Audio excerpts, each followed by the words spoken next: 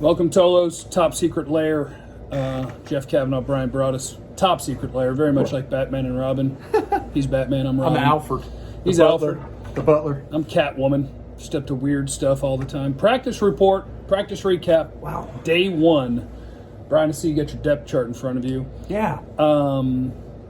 Where would you like to start? We already told you guys, if you're keeping up at 1053thefan.com, we already told you guys about all the PUP and all the news. So I think this one is going to be about what we actually saw at practice, what was happening. I'll start with number 1 because I think it's a given, but people are always interested in it. Dak looked fine. Dak moved well. Dak threw the ball fairly well. Like, Brian will tell you that there were some incompletions and all that. But all in all... Am I being a hater? No, I just think that we're going to have days where you Yeah. complete a bunch. You're going to have days where you complete less. I agree. And to me, it's like, I know what Dak the player is, so how did he look physically? And the answer is fine. Dak Physically looked fine. Yeah. Where would you like to go next? What would you like to talk about? I'll tell you what, I was focusing on those offensive linemen and the defensive linemen because what happened was during the OTAs, I didn't get to go.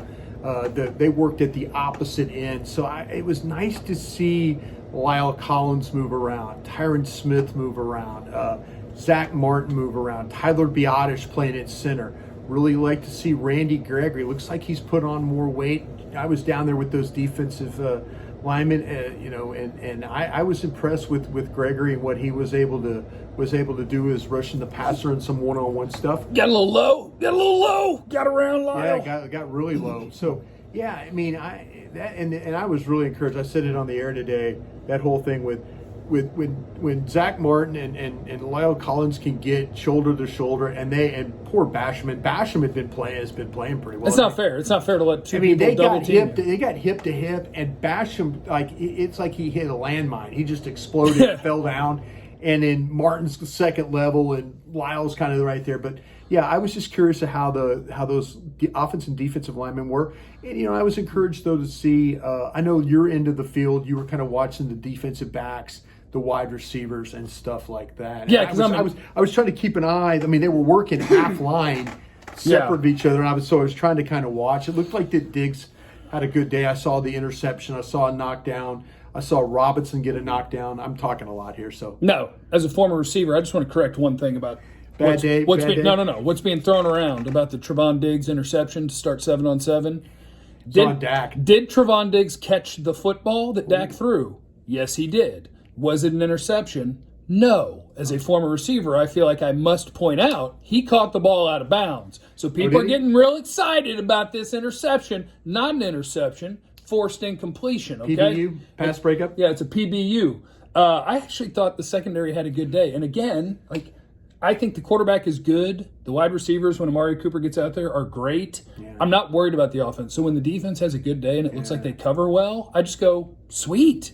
And I think it was everybody. Like, Deshawn Wright every day, I feel like, is going to, or every day that you've told me about, and I've seen one day, but he batted down at least 2 passes. Right.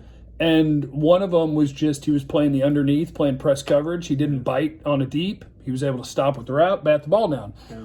Another one was being thrown over his head, and he comes off of his wide receiver, and this is why they want huge people, and he's just got so much length that when he's dropping to a guy that's behind him and coming across the field, he's able to go up, bat a ball down. So Deshawn Wright played well. I thought Kelvin Joseph did too. Your rookies, I thought both of them looked good. Joseph, I saw when they were just doing initial drills where they're just kind of mirroring and cutting off. And I'm like, okay, he's looking good. Yeah. And they tried him on a deep ball. Dak tried him on a deep ball to Noah Brown, and it was blanketed. So I think Wright looked good. Joseph looked good. And we're focusing on that. But Trevon Diggs probably had the best day of the corners. Sure did. Anthony Brown had an okay day. Anthony Brown, I tell you, I was watching because McCarthy and Will McClay were down at the one end when the DBs were going through their drills, and I was watching that. I was interested. Joseph, to me, looks like the footwork. Like, he came in camp. I didn't think he was in very good shape in camp, or the OTAs, mini camps. But now he looks like the feet look quick. He was able to break, move, adjust. There's going to be some problems at safety here. There's going to be some problems. And I want to to me, I'm thinking about Kazee being too short. God, he looks short to me, on the field. He's a 5'11" guy. Curse looks so big. He's 6'4", he's 220. But then he drops, he settles, and he breaks. He looks just too big for that. Darion Thompson, Darion Thompson's Darion Thompson. We saw what he was able to do last year. But he looks like the very much the quick guy. Donovan Wilson. That group right there is the one that we're going to have to really, really focus on. Because to me, I don't see that one. It's just OTAs. It's one practice. That's a position we're going to have to watch and see what happens there.